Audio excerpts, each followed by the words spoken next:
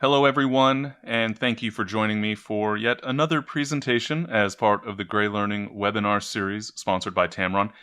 I'm actually super excited about today's presentation. I know I probably say that a lot because I really enjoy these presentations in general, but today I'm talking about my top critical tips for Lightroom Classic. Most of these will relate to organizational issues, a couple of develop issues as well, and as always, I'll certainly welcome your questions, try to address some of those along the way perhaps, or certainly at the end of today's presentation. I know many of you are already familiar with your host, myself, Tim Gray. Here's a shot of me atop Table Mountain in Cape Town, South Africa, and yes, even when it's foggy and the view might not be especially clear, I've still got to be out there taking pictures whenever I'm somewhere interesting or unique or fascinating. But eventually it's time to get organized. And for me, that means getting organized in Lightroom Classic, downloading my photos and reviewing them, etc. And that, in large part, is the focus of today's presentation. In fact, some of what I'm talking about has changed. I know many of you were on my previous webinar where I talked about my updated workflow and some of the changes that I made. A lot of these ideas, and in fact, ideas about what to present, what I'd like to present as part of the GreyLearning webinar series happens when I'm out there in the field and thinking about some of these issues firsthand. Before we dive in, though, I do want to once again thank Tamron for their support of the GreyLearning webinar series. They make it possible for these presentations to be provided totally free on a semi-regular basis. I know my travel schedule does interfere with having a more regular schedule, but generally about a dozen webinars per year that I certainly enjoy, and I hope you do as well. And if you haven't already checked it out, actually, a fun video. Tamron visited me while I was out in the Palouse region of eastern Washington state getting ready to lead a couple of photo workshops as I do each June, have for the last 10 years now.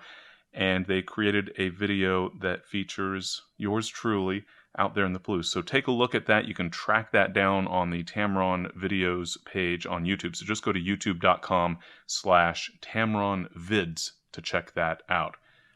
But without further ado, let's get started talking about my top critical tips in Lightroom, now Lightroom Classic. Yes, the CC has officially been removed from the branding, from the naming for Lightroom. So now we have Lightroom, which was CC, the cloud-based version of Lightroom, but I know many of you, and certainly myself, are still using the what you might call the original version of Classic, of Lightroom, I should say, which is Lightroom Classic. No longer Lightroom Classic CC, just simply Lightroom Classic. And the tips that I wanted to share today, what sort of got this presentation started in my mind was this notion of tips, concepts, or settings in Lightroom that I feel that I just can't emphasize enough, that I couldn't possibly emphasize too much, or at least it seems that way to me. You know, with my Ask Tim Gray email newsletter, for example, I try as best I can to avoid having repeat questions.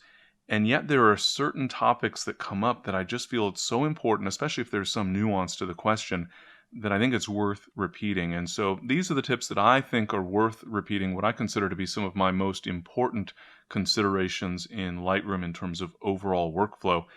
So let's start with my number one tip. And this is, I think, the lesson I wish every photographer would learn before they even tried to start using Lightroom. And that is that if you're going to use Lightroom to manage your photos, you need to initiate everything in Lightroom. One of my top-selling video courses for photographers is called Cleaning Up Your Mess in Lightroom, and it's a top seller because so many photographers have created a bit of a mess in Lightroom, and part of that is owing to just not understanding how the software works. And one of the key issues in Lightroom, and one of the things that makes it a little bit unique from many other software applications that you might use to manage your photos, for example, Adobe Bridge, one of the key differences is that Lightroom uses a central catalog. And that catalog contains the information about your photos, where your photos are stored, what the file names are, the metadata updates that you've applied. And the problem is many photographers, not aware of this issue in Lightroom, will go out to their hard drive and rename a folder, or rename some photos, or move some folders into a different location. that needs to be done inside of Lightroom so that the catalog reflects the reality of your storage for your photos. So you can certainly rename photos, move photos, create new folders, but you need to do all of that inside of Lightroom. So here, for example, a screenshot showing you the option to send a photo over to Photoshop so that you can take advantage of all the advanced features there. Well, you don't want to just open a photo directly in Photoshop, because then when you save a new master image with layers, for example, that will not be included in your Lightroom catalog. Whereas if instead you go to Lightroom, find the image, and send that image over to Photoshop from Lightroom, now you can create a new image with layers and taking advantage of all the benefits of Photoshop, but that photo is also still going to be right inside your Lightroom catalog, sitting alongside the original image. And so again, I cannot stress enough how critical this tip is. When you want to do anything with your images, it needs to start inside of Lightroom. Everything. Literally. And so anything that you want to do, be sure that you get started inside of Lightroom once you're using Lightroom to manage your photos.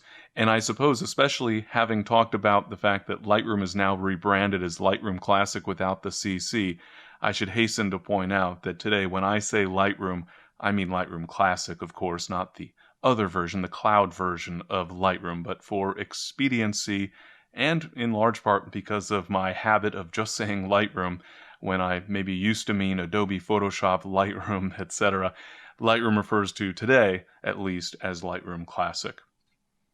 So once again, getting back to that catalog in Lightroom, one of my other tips, a very strong recommendation, is to use only one catalog to manage all of your photos. And that means that when you want to work with some of your photos, you don't need to stop and think, wait, which catalog are those photos contained in? Is it my catalog from this year versus last year? Or is it in my catalog of commercial photography versus personal projects? Or is it in some other catalog that's defined by some other terms? I really strongly feel that for the vast majority of photographers, it makes the most sense to have a single catalog that you use to manage everything. And that means that you might have a large catalog. You can see here, my catalog as of the time of creating this presentation over the last couple days is now up to 407,122 images. That's a lot of photos, but now I know that when I want to find a photo or a video, no matter which camera I used or what my motivation was for capturing the image, I can go find that photo in Lightroom. It might be a little bit of a challenge to remember where I took the photo or other settings that I can use to help me locate a particular image, but I know it's in this catalog. I don't have to figure out which catalog it's in first. And so if you're using multiple catalogs, I would give some thought to merging those catalogs together so that you're consolidated to a single catalog. And if you're using a single catalog and contemplating splitting that out, I would recommend that you reconsider that, because I really do feel that having a single catalog makes the most sense, so that Lightroom is managing all of your photos. And, I know a lot of photographers say, well, but I have, my personal photography versus the work I get paid for, whatever the case might be, but they're all your photographs. And you can mark them with keywords or use other ways to organize them within Lightroom. But again, I recommend having all of them in one catalog. And note, by the way, that if you're at all using synchronization, so you can synchronize, for example, your favorite photos to a collection so that they'll be available in Lightroom on your mobile device, on your smartphone, for example, or tablet, or Lightroom in a web browser by going to lightroom.adobe.com. That synchronization can only be applied to a single catalog. So yet another reason why it's probably a good idea to use one catalog for all of your photos. Taking that a step further, this one is now, I suppose, theoretical, as I'll address in a moment, but trying to streamline your storage. And so ideally having one location where all of your photos are stored. That means essentially, theoretically, one external hard drive, for example. Many of us are using computers that might not have the capacity in terms of internal storage. Myself, for example, I'm using a laptop as essentially my only computer, and it does not have adequate storage for all of those 400,000 plus photos that are taking up somewhere on the order of 6 or 7 terabytes of storage space. And so an internal drive won't do the trick, so I go to an external hard drive. Of course, some people have computers that are built up, a desktop computer with all sorts of storage. You might be using a network-attached storage device or something like a Drobo, a RAID device that has multiple hard drives that to the operating system looks like a single hard drive that's absolutely huge. And of course, some photographers don't keep all of their pictures the way I keep all of mine, all 400 plus thousand photos. And so you might have a smaller catalog where you can keep everything on one hard drive. The point is that if at all possible, I think it makes a lot of sense not only to use a single catalog in Lightroom, but also to have a single storage device to have all of your photos in one place. And of course, you would use a folder structure in order to define exactly, maybe it's by trip. I know I've talked about this in other presentations, but, for me personally, I will organize my photos into folders based on trips because most of my photography is done when I'm traveling somewhere. And you might have a totally different approach, but the point is that on that single storage device, you can use folders to help organize the photos. And then, of course, within Lightroom, you're using star ratings and keywords and perhaps other metadata to further keep those photos organized. So to the extent possible, I think it makes sense. I think it's a great idea to have everything consolidated in terms of storage. Of course, I do recognize firsthand that sometimes that simply doesn't work. That if you only use one hard drive, you're going to need to start deleting photos because that hard drive is going to fill up. In my own personal situation, for example, I generally or often need or want to have many of my photos with me when I'm traveling, in large part because some of my trips are a little bit extended in duration, and I don't know which photos I might need for a project while I'm traveling. And so not only do I want to have all of my photos on a single hard drive, but I want to have that hard drive with me. Well, that creates a little bit of a challenge because I don't want to lug a huge external hard drive with me, and so I use small drives. These are the LaCie rugged drives, and right now I'm using essentially the max. There's a 5 terabyte model, but I'm using the more standard 4 terabyte model. But as I mentioned, I have something like 7 terabytes worth of photos right now, and so I need 2 drives in order to store all of my photos. And so I actually had to split my photo storage across 2 drives. And essentially the way I approached that, and there were a variety of different ways you could approach that, but the approach I took was to put my lower priority photos, the photos that I think I'm less likely to use, onto the secondary drive, and then I'll travel with my primary drive, so I always have my favorite photos. And the way I organized that myself was to define from trips. Some trips I get a lot of great photos, or at least photos I'm very happy with. Other trips, maybe the weather didn't cooperate, or it wasn't really a photography trip first and foremost. And so photos from those trips I can put onto secondary storage. And the idea was that hopefully on most trips I don't need to bring both of those photo drives. Now I should hasten to add that when I'm talking about this storage, this is just primary storage.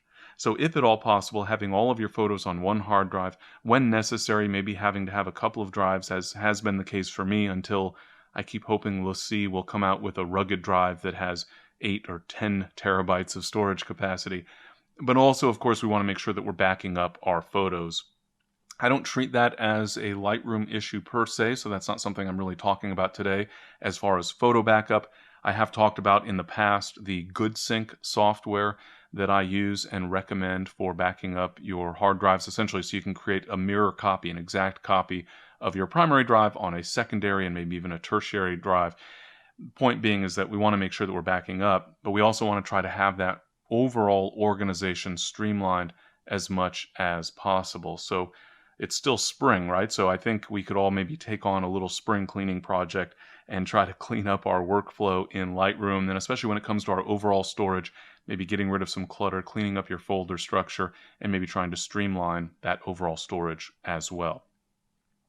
And of course, then we have all of our photos on our hard drives, and we have our information about our photos in the Lightroom catalog.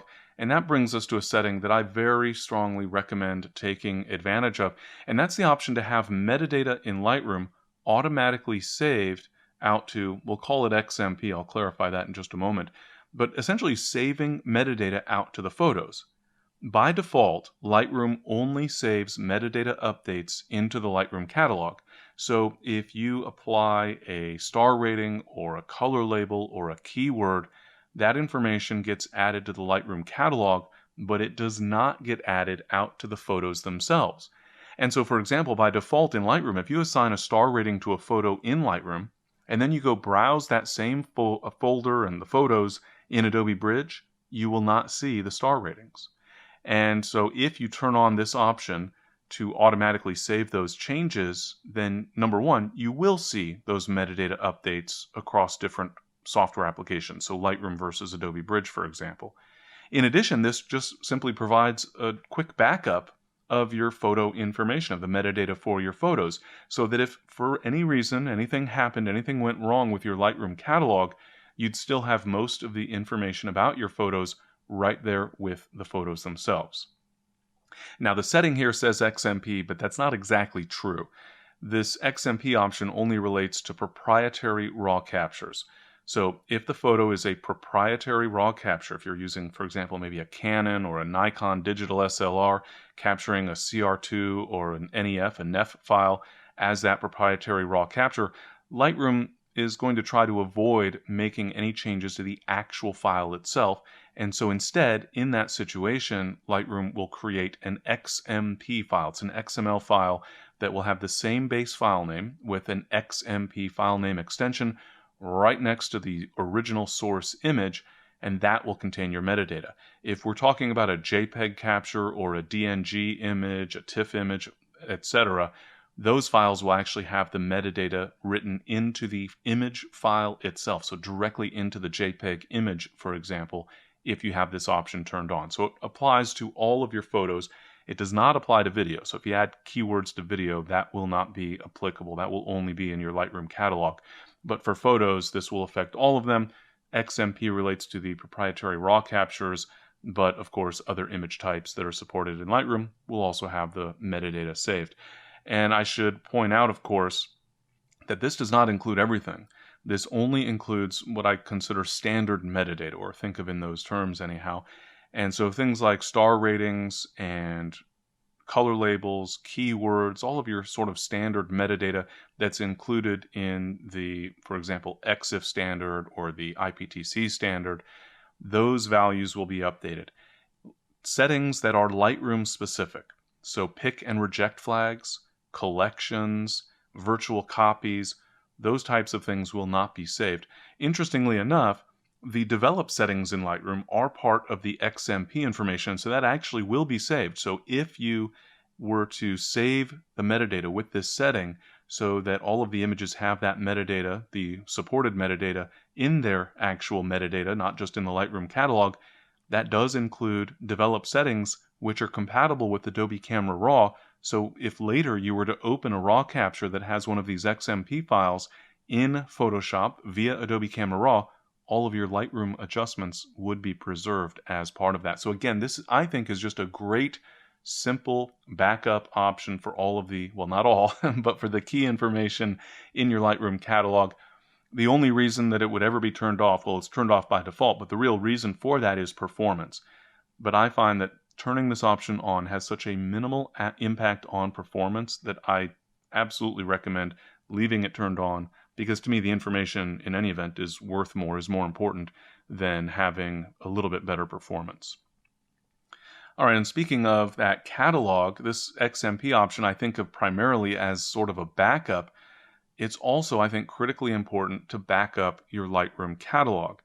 Now, of course, if you're not using a lot of the features that are only available in Lightroom, meaning things like collections and virtual copies, then what you really care about is the metadata that is supported by that previous XMP option that I mentioned. And so the catalog sort of becomes less important. If you lost your catalog in that type of scenario, you could just create a new catalog, re-import all of your photos, and the metadata would still be there thanks to those XMP files. But of course, there's more to backing up the catalog than just having a catalog that you can recover from if there's a problem, which obviously is a benefit in and of itself. But in addition, you see these two options that are available when you back up the catalog to test the integrity. And so if there's some problems developing in your catalog, this integrity check can catch those early when they can still be fixed or recovered from. And then there's also an optimization setting, which will essentially optimize the catalog, make it more efficient, you might say, so that your performance in Lightroom will be improved. And so I strongly recommend, number one, that you be sure to backup. You see that skip until next week button at the bottom left corner? I find that many photographers click on that button just about every time this dialog pops up, so they're never really backing up. And so make sure that you actually are performing that backup, and I do strongly recommend leaving both of these checkboxes turned on to test the integrity and to optimize the catalog. That can greatly improve the potential quality, you might say, of the catalog. The chances that that catalog is going to continue to serve you faithfully for a very long time. And so just be sure that you're backing up that catalog with those options semi-regularly. How often? Well, that depends on how often you're working in Lightroom, how often you're importing photos and making changes to metadata and all of that good stuff. You can see in this dialog that my default setting, the default setting that I actually use is once a week, because in general I find that that's adequate in terms of how often I'm backing up and testing the catalog. That said, every now and then I might have a little stretch where I'm especially busy in Lightroom updating lots of metadata, and then I might want to back up on a more irregular basis, you might say. And in that situation, I go back to the catalog settings dialog. So we saw the catalog settings, the metadata tab. The dialog, by the way, can be accessed from the edit menu on the Windows version of Lightroom or from the Lightroom menu on the Macintosh version. So on the metadata tab, you find that option related to saving metadata automatically to the XMP files. On the General tab, you'll see that there's a backup frequency option. So I have mine set to once a week, but I can actually back up anytime by going into the Catalog Settings dialog and clicking that Backup Catalog pop-up and choosing When Lightroom Next Exits. So I can choose this option, close the Catalog Settings dialog, and quit Lightroom, and the backup will initiate at that point, no matter how long it's been since the last time I backed up. And then when I start Lightroom again, this setting will not have changed. It will not be set permanently to when Lightroom next exits, but rather it will be set to whatever it had been previously. So in my case, once a week when I'm exiting Lightroom.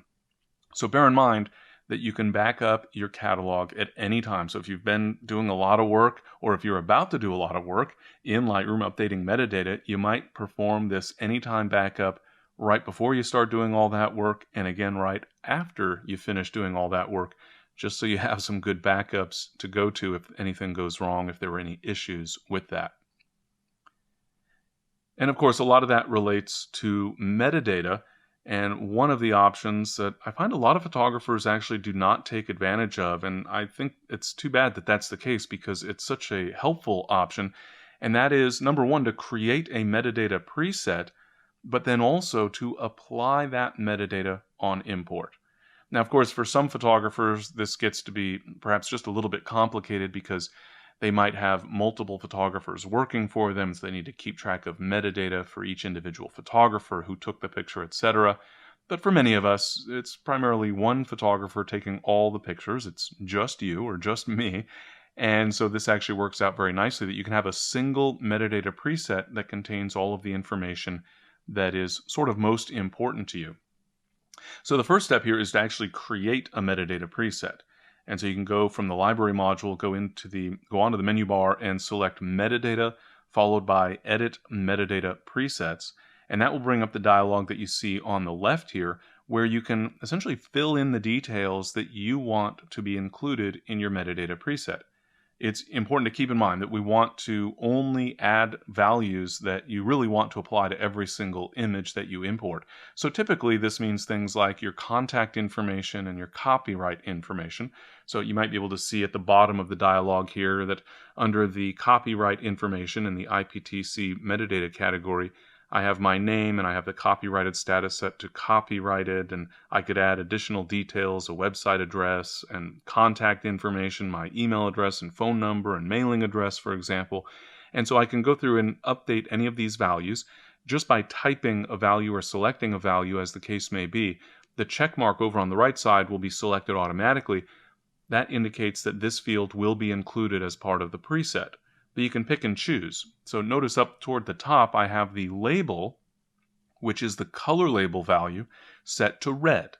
I'm using the default definitions in Lightroom for the color labels, and so red equals, of course, a red color label, and so I've typed in red and made sure that the checkbox to the right is turned on. So I can turn on or off any of these checkboxes for the metadata values that I want to use as part of this preset. Again, being sure that I'm thoughtful. I don't want to, for example, assign a 5-star rating as part of an import preset or a metadata preset in general, because not every photo, try as I might, not every photo that I capture and import into Lightroom deserves a 5-star rating. In this case, though, as I mentioned in a previous webinar presentation, I do want to assign a red color label to every single photo that I import into Lightroom, because that is my little marker to tell me this photo has not yet been reviewed. And so every photo I import into my Lightroom catalog gets a red color label. Then, when I actually go back and review those photos and assign star ratings to determine my favorite versus not so favorite images, then I also remove the red color label from those photos that I have reviewed. So at any time, I can go back to the folder for a trip and filter for the red color label so that I can see images that I've not yet taken the time to actually review. And of course, the point of that is to make sure that I actually, hopefully, do review every single photo that I capture so that I can delete the outtakes as applicable, and more importantly, identify my favorites so that I can very quickly filter, in my case based on star ratings, for example, to figure out which images I want to apply, or I want to work with, want to share, etc., and which ones I might not spend as much time with. So once I've created that metadata preset, you define the metadata that you want to include, and then from the preset pop-up at the top of the dialog, you can click that pop-up and choose to save as a new preset or to update the existing preset if that's the case. And then when you're importing your photos, over on the right panel in the import dialog, you'll find the Apply During Import section, and here we can apply develop settings if we'd like, as well as, more importantly in this case, metadata. So I can create my own metadata preset and then apply that to all of my photos during import, so that at the very earliest stages of my workflow in Lightroom, my photos have that red color label, so I know I need to review them. They have my contact information, they have my copyright information, and any other details that apply to essentially every single photo that I import. Now, speaking of import, if you're like me, many of your photo outings or trips might involve multiple import operations. Maybe you've filled up multiple cards or you're photographing over the course of multiple days. And so one of the tips that can help streamline your imports when you have to import multiple times is the option to import to this folder. So here, for example, I have photos from a trip to Italy last year, and partway through the trip, I have more photos that I want to import into the exact same folder, so I can right-click on the folder. So in the Library module, over on the left panel, under the Folders heading, I can find the folder that contains the photos for my current trip, for example, right-click, and then choose Import to this folder from the pop-up menu that appears. That will bring up the normal import dialog, and I can configure my normal settings.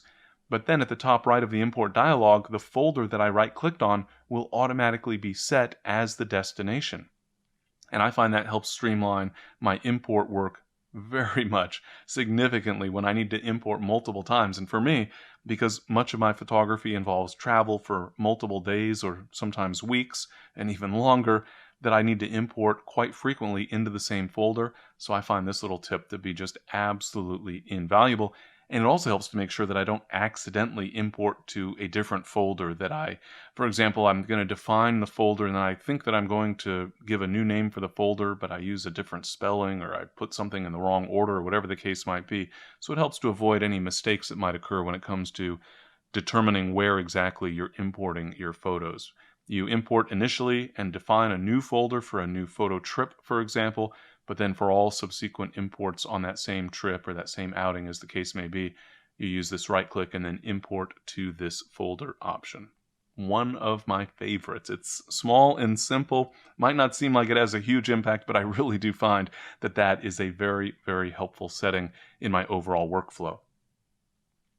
Another relatively new feature that I am so grateful for is the ability to essentially assign a star rating and or a color label to your folders. And so similar to this notion of assigning a red color label to my photos when I import them into my Lightroom catalog, so too can I mark a folder. And so if I know that I have images in a particular folder that I need to review or I need to work with, I might assign a color label to that folder.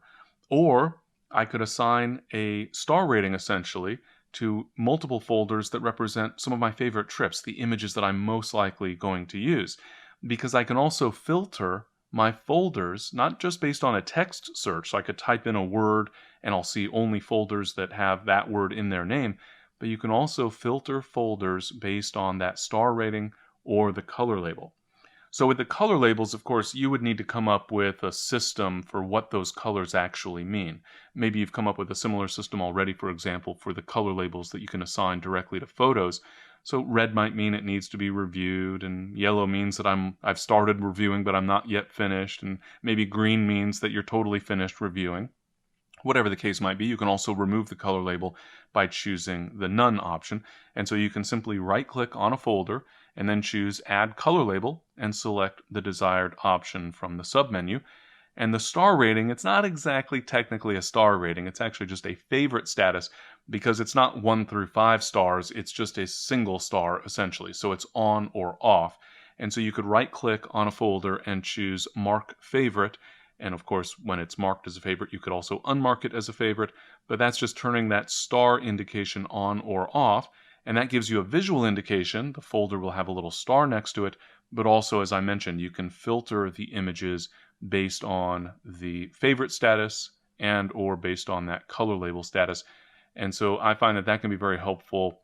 For me, especially when I've traveled somewhat recently to somewhere interesting, those are photos I'm very likely going to go back to kind of over and over again for various projects in the short term.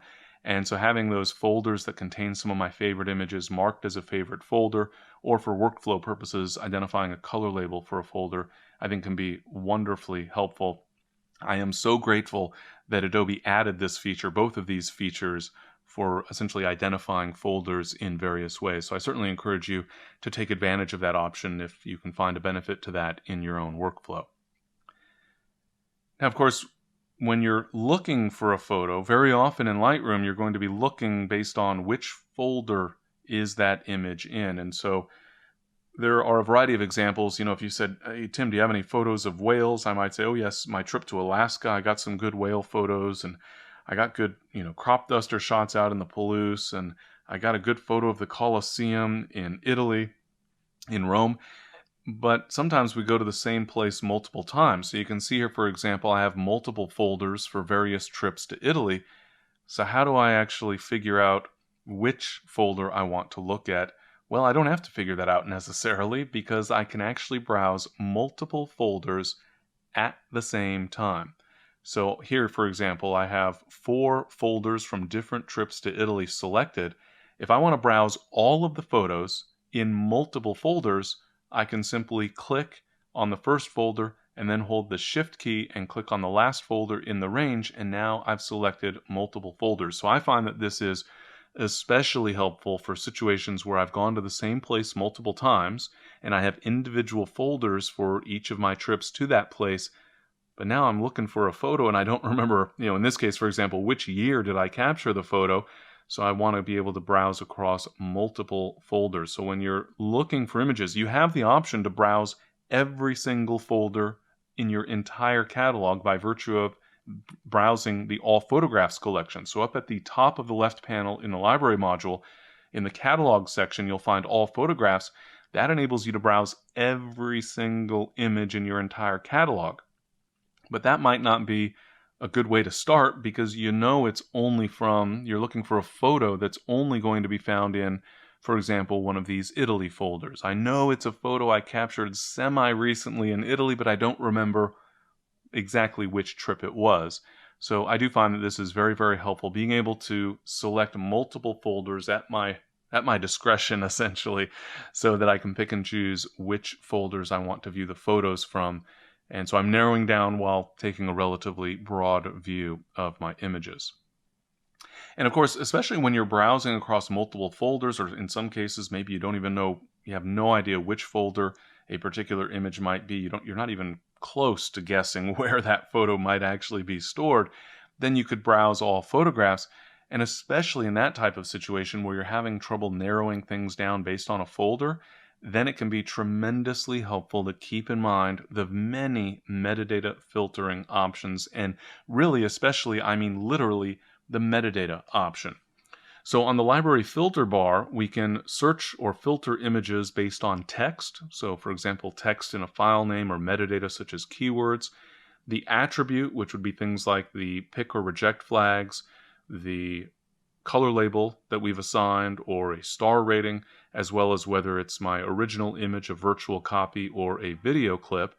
And then under metadata, we have a tremendous number of options. So here you can see that I'm filtering by date, in this case all dates, and then by the camera model that I used to take the picture and the lens that I used, and then I could even filter down by the specific focal length. And so I can apply these various filters to help narrow down. And I'm sure many of you can appreciate there are situations where you cannot remember for the life of you where you captured a photo, but you know which lens you used, or you know which lens aperture you used, or some other details that you can remember. And so when that's the case, keep in mind that there are a variety of filtering options available on the library filter bar. And you can simply, in the library module, press the backslash key. If the library filter bar is not already visible, the backslash key will take you there, will make it visible, switching you into the grid view if you haven't already been looking in the grid view. And then you can choose text, attribute, and metadata up at the top to enable or disable any of these various general categories, and then pick and choose among the criteria. And keep in mind also, so you see for the metadata option, I have these columns of date, camera, lens, and focal length. Well, I could change that. So let's say I don't know which lens it was, but I know the lens aperture. I could click the heading that says lens, for example. That's actually a pop-up, and I could choose that I want to search based on the lens aperture. So maybe I'm looking for images where I stop down to f16 or f22 in order to try to create a starburst effect. So I could filter based on just those apertures, a series of apertures that I might have used. And so there are many options available. So in short, when you don't know where a photo is, but you remember some details about how it was captured, take a look at the various metadata options that are available here. And I think you'll find in many cases these can be tremendously helpful. Whether or not the flash fired, and all sorts of different metadata values. So whatever you remember about that image, there's a good chance you'll be able to use that information to help you zero in more quickly on where exactly that photo actually is.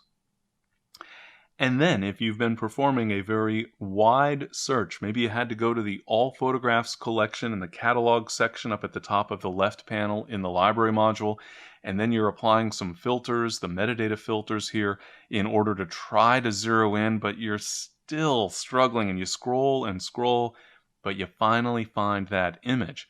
Except you found the image and you have no idea where it is.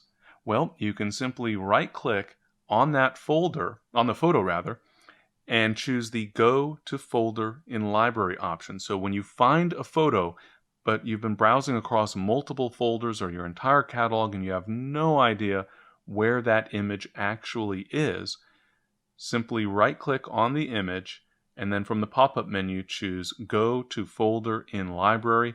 That will take you to the folder with that image still selected, with your filter criteria still established, so that you can very easily browse across those related images. So one of the common scenarios for me, for example, is I might find a photo and say, oh yes, except it's not this photo that I'm actually interested in. It's one that I took just a little bit earlier or later. Maybe I thought this was my best image out of a sequence, but then I realized there was something wrong with it. I want to go back to that photo. Well, I can use whatever filter criteria I can think of to locate the image, and then use this option to right-click and go to Folder in Library, and then simply turn off or change my filters so that I'm able to see all of the images in that folder as opposed to only those with, as shown here, for example, a 2-star or greater star rating. So that can be very, very helpful in a variety of situations where you found a photo, but you're not exactly sure where it is and you need to get to it.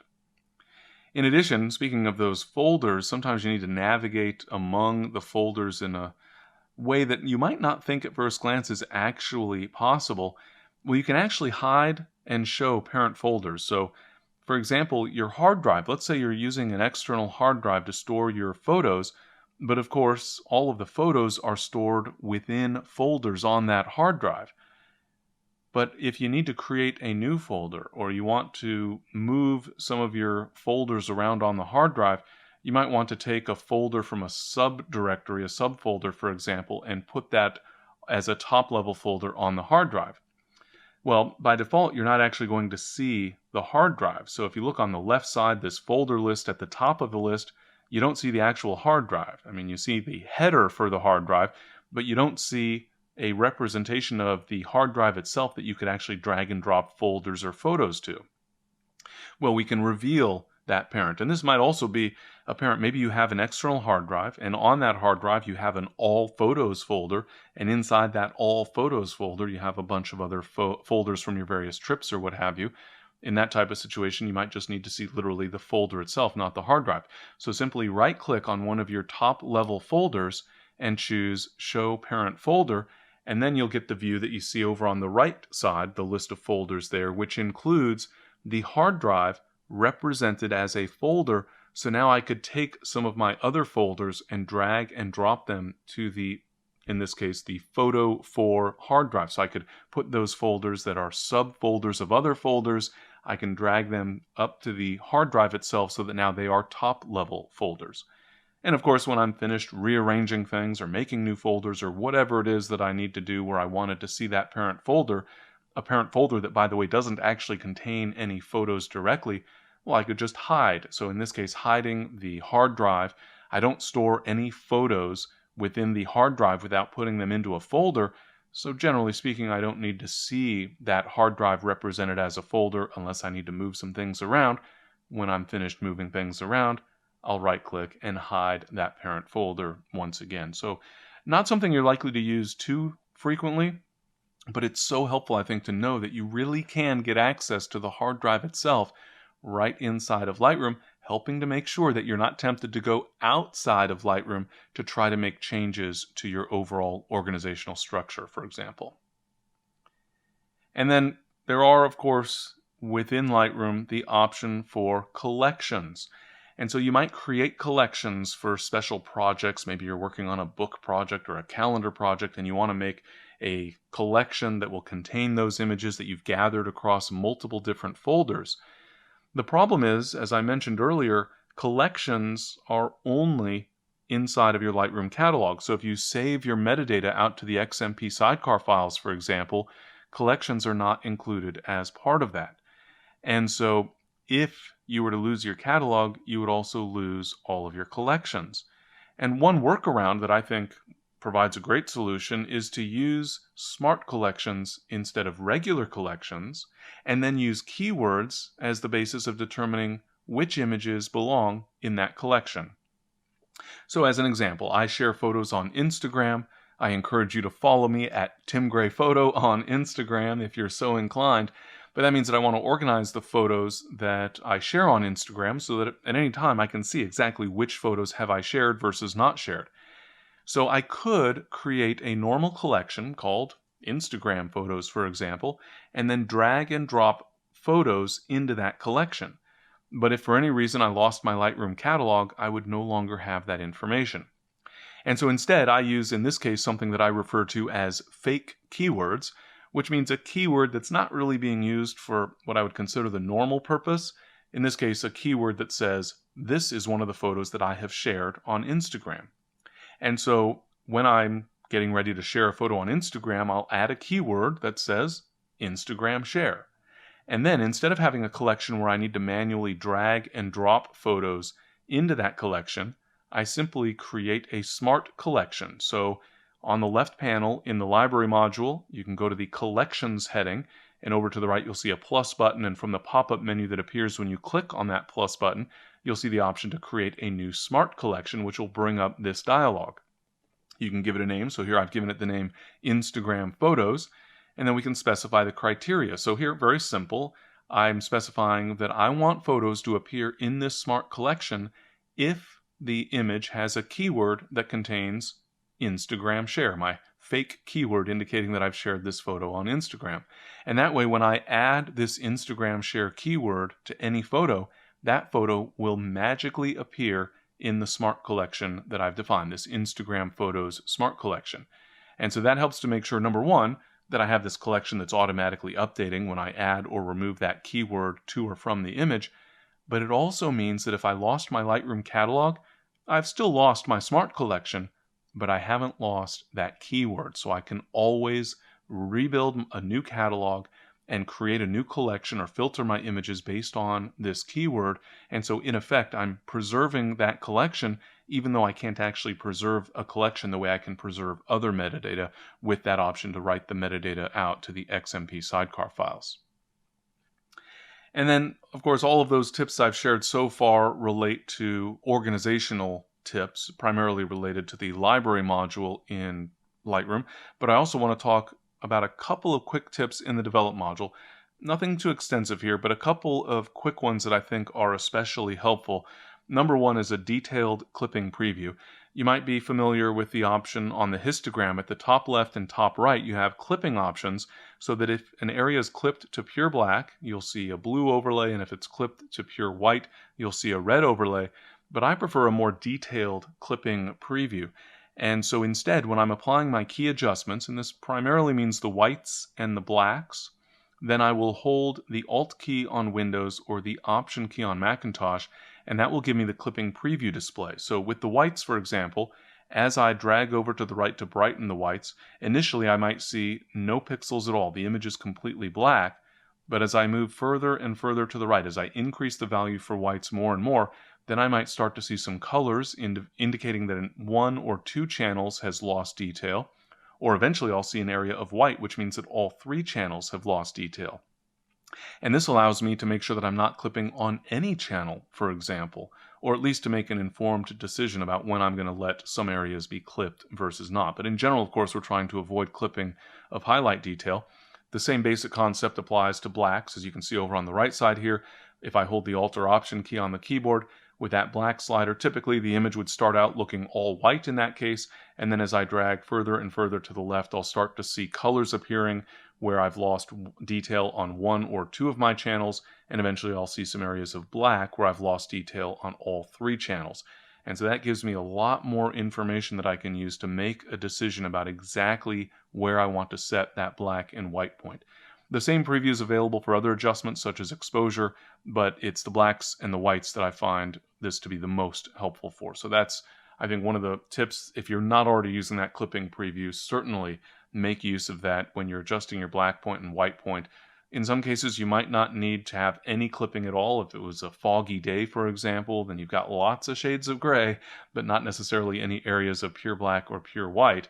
But for many photos, you do want to have the darks as dark as possible and the lights as light as possible without actually sacrificing any detail in the process. And so that detailed clipping preview can be, I think, invaluable in that regard. And I think another great tip, if you're like me and sometimes have a difficult time getting that mouse to behave, you just can't drag a slider and get it exactly where you want it, you can actually use a keyboard shortcut, a set of keyboard shortcuts to adjust the value. So if you're, in this example, maybe adjusting the tint, you got a little bit of a pinkish purple magenta color visible in the clouds and you want to back off from that magenta look, you want to shift a little bit more toward green. Instead of simply dragging the slider, you might use your mouse and drag the slider to get an initial setting, but then you can click on the numeric value for any of these adjustments and that will highlight that value. So in theory, you could, for example, type a new number into the field. But what's more helpful, I think, is to use the up and down arrow keys in order to increase or decrease the value. And so by default, if we're talking about an adjustment such as tint, where we're using whole numbers, the up arrow will increase the value by 1, and the down arrow will decrease the value by 1. If I need a little bit of a stronger adjustment, then I can also hold the Shift key. So Shift up arrow will increase the value by 10, and Shift down arrow will decrease the value by 10. Now, of course, not all of these adjustments use whole numbers. The temp slider, for example, uses a different scale, a much larger scale, in fact. And so the scale might be different, but the point is you can use up and down arrow for small increases in the adjustment setting, and then Shift up and down on the keyboard for larger adjustments, a bigger step in that adjustment up or down. So I would typically use Shift up or down arrow in order to get closer to my destination, and then let go of the Shift and just use the up and down arrows by themselves in order to make sure that I'm getting a nice fine-tuning adjustment that will hopefully make it a lot easier. I certainly find that it makes it a lot easier for me to optimize the value for that adjustment. All right, so that's all of my critical tips today, but I do have some questions from attendees here that I'll be more than happy to address. I'll cover as many of these questions as we can in the time we have remaining. I do want to mention, by the way, once again, thanks to Tamron for sponsoring the GreyLearning webinar series. And also, if you'd like to learn even more, you can visit the GreyLearning website at greylearning.com and use the coupon code WEBINAR to get $50 off the GreyLearning Ultimate Bundle, which includes more than 100 hours of educational content with more being added all the time. Or you can also use this link here, timgray.me/GreyBundle99 to get that discounted price. Thank you very much, though, and let's take a look at some of these questions. So Nancy asks what type of external hard drive system I'm using for all my photos, specifically SSD, for example. So I showed the image and mentioned those LaCie drives. I use the LaCie Rugged, and in my case, they are the 4 terabyte size. I would love it if LaCie would give me an 8 or 10 or even larger capacity for those drives. But that's prioritized in large part by the fact that I travel a lot and I need to bring those drives with me, or want to bring those drives with me. And I want something that's going to be a little bit more rugged. And so those drives I feel are just more reliable than some of the others that are available. So that's my preference. I don't use SSD drives because they don't have the capacity option that's available with the traditional hard drives, and they're considerably more expensive on a per, terabyte or per gigabyte storage basis. They're faster, no question about that. There's a number of benefits to SSD drives. I would still say they're a little bit on the expensive side for the benefits that they would give you. So they're great. If money is no object, absolutely use SSD drives as long as they'll also give you the capacity you need. But I would say that for those of us who are still concerned about the price of some of these gadgets, that I'd still wait for SSD drives to have greater capacity at a little bit of a more reasonable price point. Then Nadine asks, what's the best way to use sharpening? So without going into tremendous detail there, I would say that when it comes to sharpening, that Alt or Option key on the keyboard is the most important thing.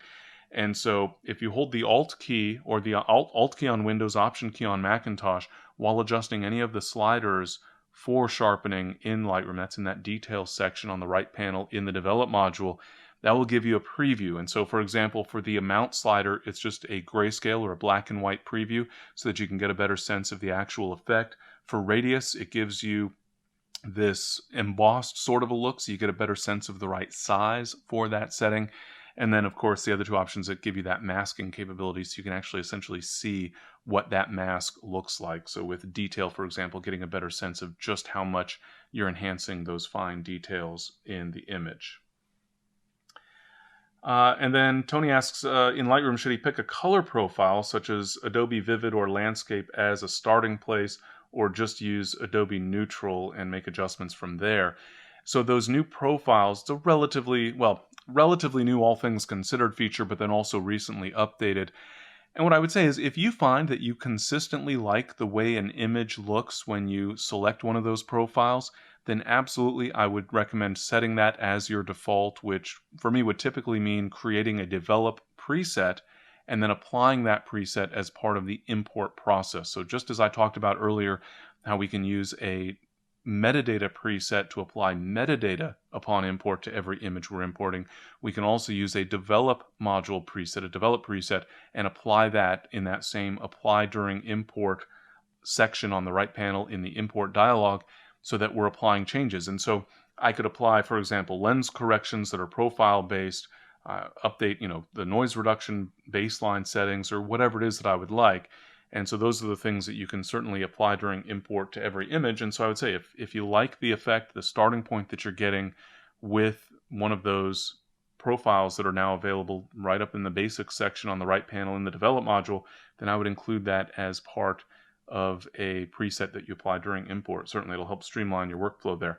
Not a critical benefit one way or the other in terms of using those. It's really just a matter of what do you like as your starting point for the image, the sort of baseline interpretation of the image.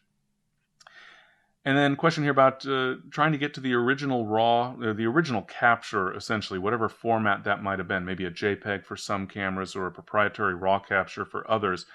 And so they indicate here they've clicked on their original file in Lightroom and worked on it in the develop module, then maybe make a virtual copy or two to get different appearances. And they know they can go back to their hard drive and find the original, but that's not as easy. So they have to re-import it? And no, the answer is that wherever that original was in Lightroom, that is the original. And so you might have your master photo inside of Lightroom. You might have created additional virtual copies. Lightroom is not actually altering your original image. And so on the hard drive, your raw capture, for example, would be untouched. But in Lightroom, it'll look different. And so if you want to get back to the actual file, of course, the actual image, you simply select it. So your original capture will be right there along with your virtual copies. If you want to get back to the original appearance of that image, you can actually just reset the adjustments. So you could go to your original master image, for example, and go to the develop module and click the reset button down at the bottom of the right panel there in order to reset all of those adjustments back to the defaults. Or in that type of scenario, what I would tend to do is treat my original capture in Lightroom as my sort of new master containing the adjustments that I think are best. And if I want to reset to start over, then I would typically create a new virtual copy and go from there. All right, let's take a look, see if we have some other questions here. So great question from Tony here. Does every backup include all catalog data from the beginning or just your most recent updates, just things that are new? The Lightroom catalog backup is creating a complete backup copy of the entire catalog containing whatever the current state of that catalog is. So it's not an incremental backup that's just maintaining what's the new information. It actually is a complete backup. So if need be, now with a not so distant update to Lightroom, that backup is now created as a zip file, but you can extract the catalog from the zip file, and that literally is a complete catalog ready to open up in Lightroom. And so if your catalog became corrupted for whatever reason, you could go back to that backup and open it up, and it works just as your normal catalog. It is your catalog saved from a particular moment in time.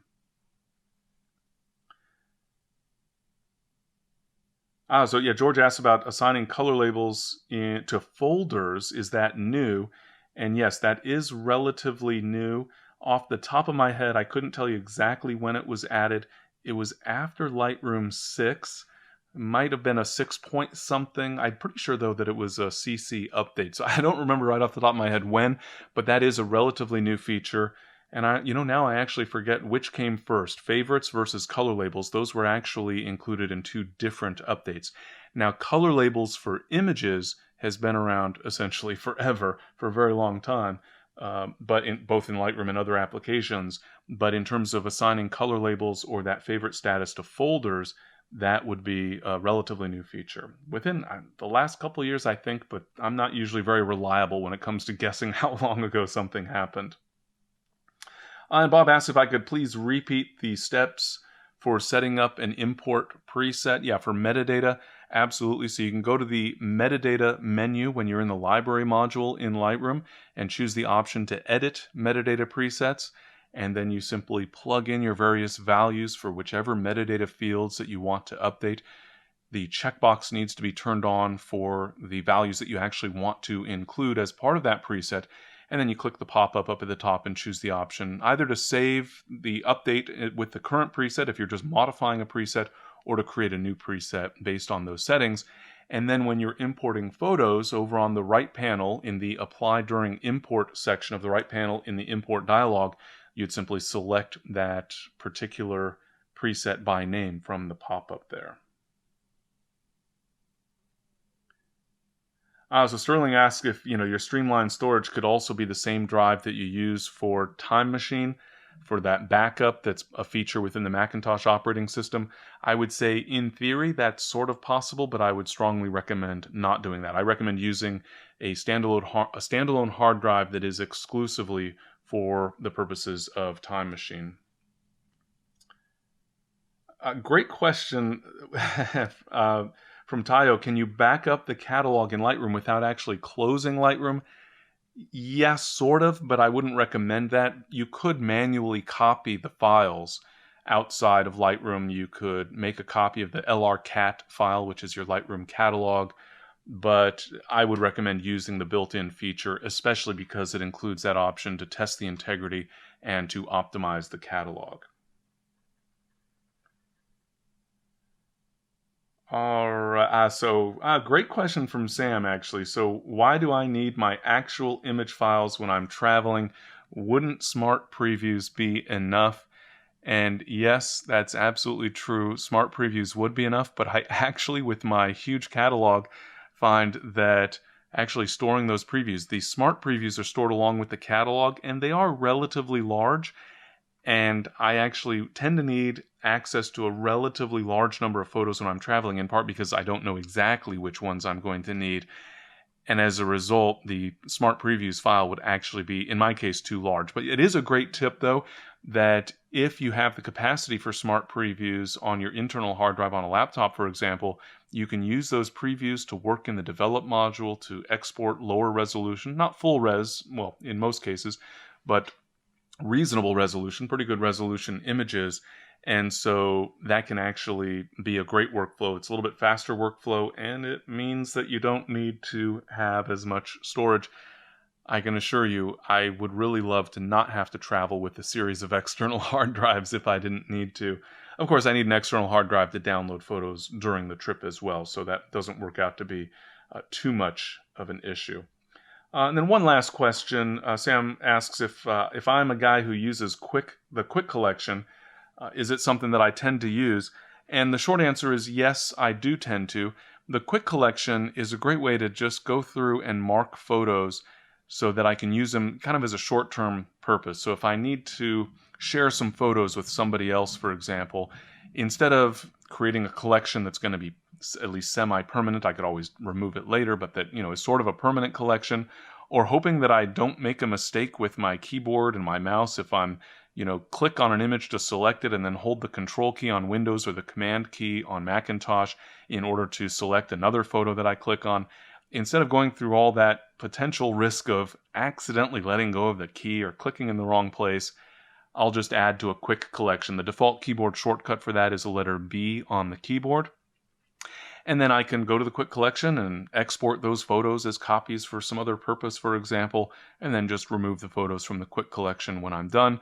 And if need be, I can always, of course, save those images as part of a permanent collection if I decide it's a longer-term project than I had originally anticipated. So that actually is a handy tip. I guess it obviously didn't make my list of top critical tips for Lightroom Classic, but it is a good one. That quick collection can be a handy one. And I should point out, by the way, my quick tips, my Lightroom Quick Tips course is one that has got in excess of 100. I forget the exact count right now, but we're right around 100 tips or so that are included in that Lightroom Quick Tips course available in the GreyLearning library. It is part of that GreyLearning Ultimate Bundle if you're interested in that as well. But you can also buy it as an individual course. And I would suggest going through. So not all of those tips obviously qualified as my critical tips, my top critical tips, but there are some great ones in there. So you might scroll through that list of tips. A new one is added every week. If you're interested in that course, you can buy it for a one-time fee, and you'll keep getting the new tips for as long as I can keep coming up with new tips related to Lightroom Classic.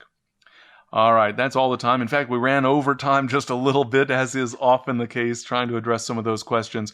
We didn't have time to get to all the questions, but I will. Stay tuned to the Ask Tim Grey email newsletter, and I'll try to get some of these key questions addressed in the near term in the Ask Tim Grey email newsletter. Or if you've got a critical issue, feel free to email me, and I'll try to follow up as best I can. I do get inundated with emails, so there may be a slow response, but I will try to cover some of these questions that were posted that I didn't have time for in the Ask Tim Grey email newsletter.